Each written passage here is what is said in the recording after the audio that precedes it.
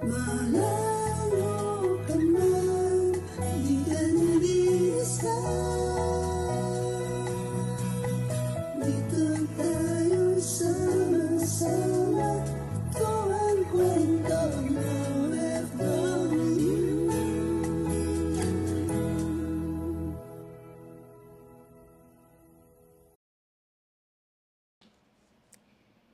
Dear Sisis, ako nga pala si Mariel, 25 years old.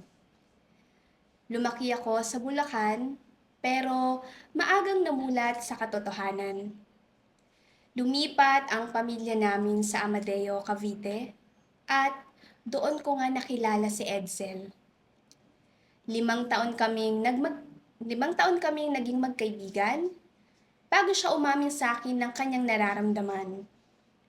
19 years old ako noon.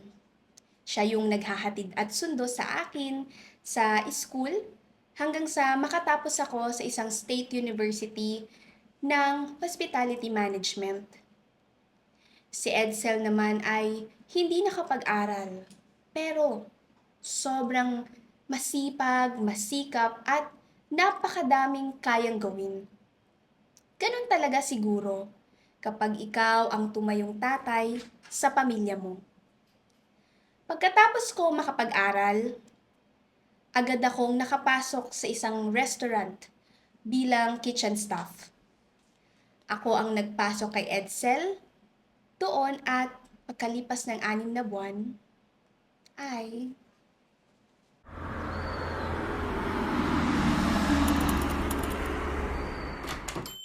Babe, kanina ka pa naghihintay? Hindi naman. Kakatapos ko lang din sa trabaho.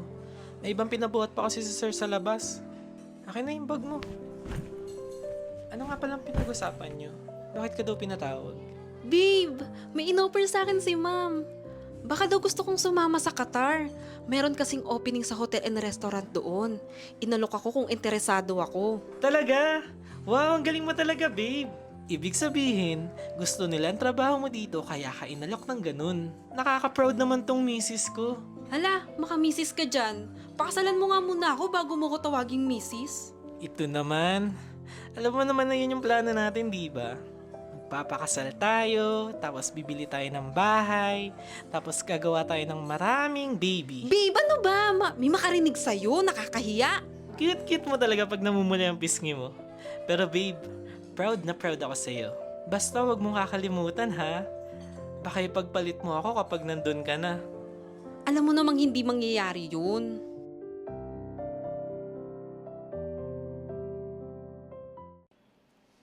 natutuwa ako na supportive si Edsel sa akin.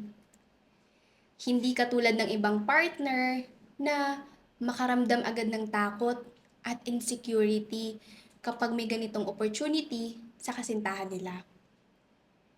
Sinabi ko na rin kay nanay yung on-offer sa akin na trabaho sa Qatar. Sobrang supportive lang din nito sa akin at pinaalalahanan akong magdoble ingat dahil nga ibang bansa iyon. Ibang klase mga sisi. Ang sarap sa pakiramdam na nasa plano halos lahat. Akala ko tapos na ang sorpresa ng Diyos sa akin. Pero hindi pa pala.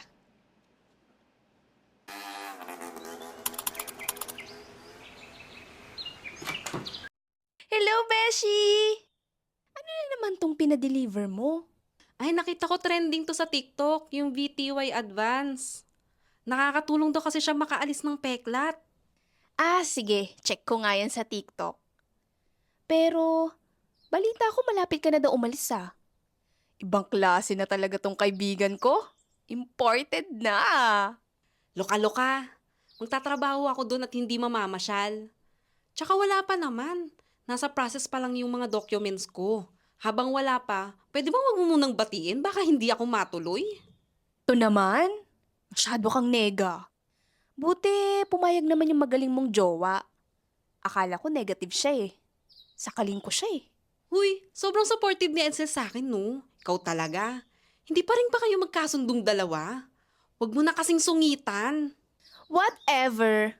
Babantayan ko yan dito. Humanda siya. Babe! Babe! Ayan na. Speaking of the devil. Oh, siya, alis na ako. Bye, Nanay Telma! Bye, best friend! Oh, bakit hinihingal ka? Anong meron? Magkakasama na tayo sa Qatar, babe! Wow, talaga ba? Isa din ako sa napili ni boss na sumama sa kanya. Nakakatuwa naman. Matutupad na natin yung mga pangarap natin, babe.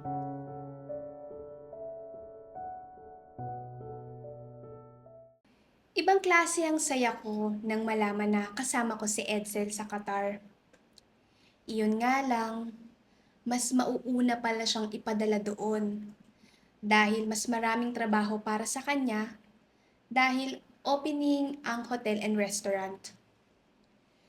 Tsaka kami isusunod kapag malapit na talaga ang opening para less ang gastos dahil sagot pala iyon ng employer. Iyak ako ng iyak dahil mamimiss ko siya. Pero pinaalala sa akin ni Edsel na 6 na buwan lang naman kami magkakahiwalay.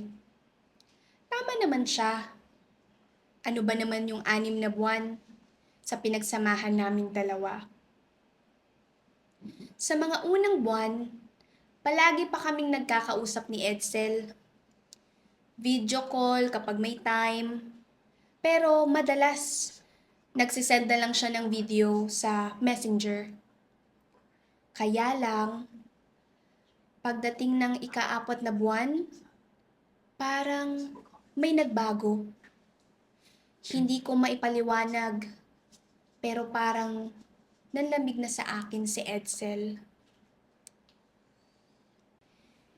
Imposibleng may babae si Edsel dahil wala naman siyang naikikwento na katrabahong babae doon. Kahit kaibigan man lang niya. Siguro nga mas mabigat ang trabaho niya ngayon dahil malapit nang magbukas ang hotel and restaurant. Dahil pagpasok ko ng trabaho ay may magandang balita sa amin ng manager. Mas mapapaaga kami ng punta doon. Sa susunod na linggo na agad ang flight namin. At nakaayos na lahat ng documents. Puspusa na daw ang trabaho dahil nga malapit na ang opening. Sobrang excited ako mga sisi. Dahil saktong-sakto, mag-a-anniversary na kami ni Edsel. Ito na siguro yung surprise ko para sa kanya.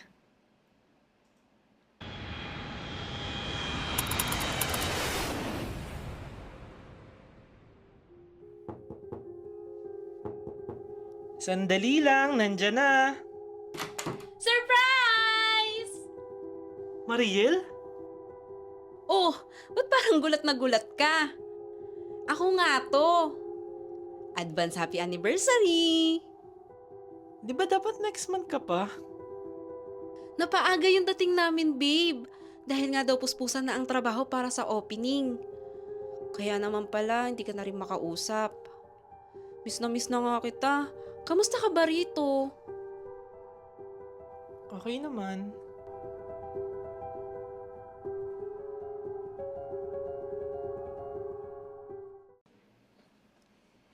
Hindi ako manhid mga sisi. At higit sa lahat ay hindi ako tanga. Alam kong may nag-iba kay Edsel. Dahil sa halos araw-araw na nahahalata ko na din siya. Para bang nagmamadali siya. Parang laging may lakad. Tiniis ko iyon ng 3 buwan. Hanggang sa opening ng hotel and restaurant. Wala naman akong nakikitang nagtitext o chat sa kanya. Kahit sa tawag ay wala. Kaya wala akong magawa, kundi magbulag-bulagan. Pero isang araw, bigla na lang niyang sinabi sa akin na gusto na muna niyang makipaghiwalay. Mas kailangan daw siya ng pamilya niya. At gusto na niyang munang makatulong sa mga ito.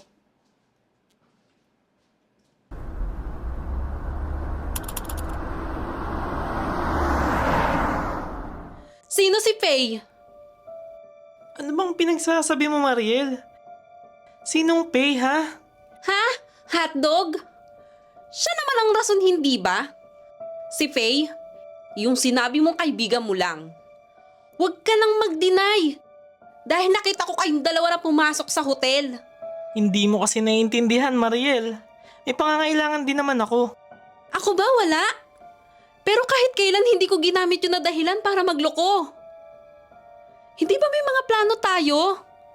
Ikaw ba ang nagsabi sa akin na bubuo tayo ng pamilya dito? Maraming nangyari sa nakalipas na buwan, Mariel. I'm sorry. Hindi ko may paliwanag pero Pero ano? Sabihin mo! hindi na kita mahal. Ano? Hindi mo na ako mahal? Ang totoo, buntis si Pay. Sa akin. At magpapakasal na kami bago pa.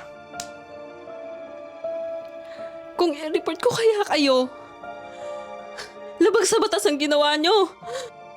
Alam mo bang mangyayari sa inyong dalawa? Ha? Mariel, wag! Maawa ka naman sa magiging anak namin ni Pay. Huwag mong idamay ang bata sa kasalanan ko sa'yo. Ang kapal talaga ng mukha mo. Sana hindi mo pagsisihan itong desisyon mo. Bahala na ang karma sa inyo.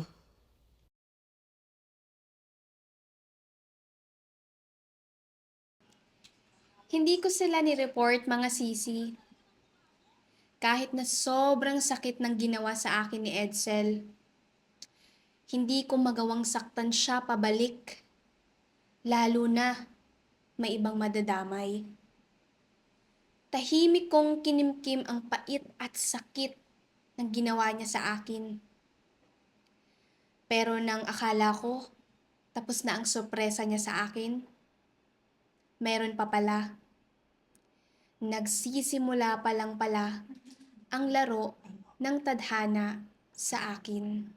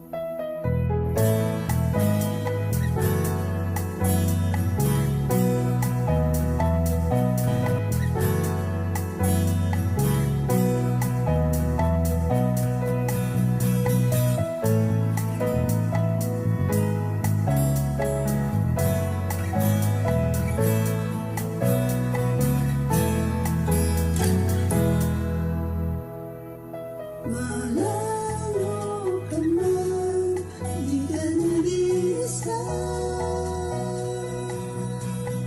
Dito tayo sama-sama.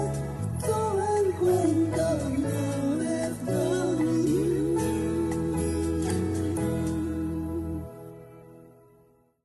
Huwag mo akong bulahin. Alam ko ang totoo.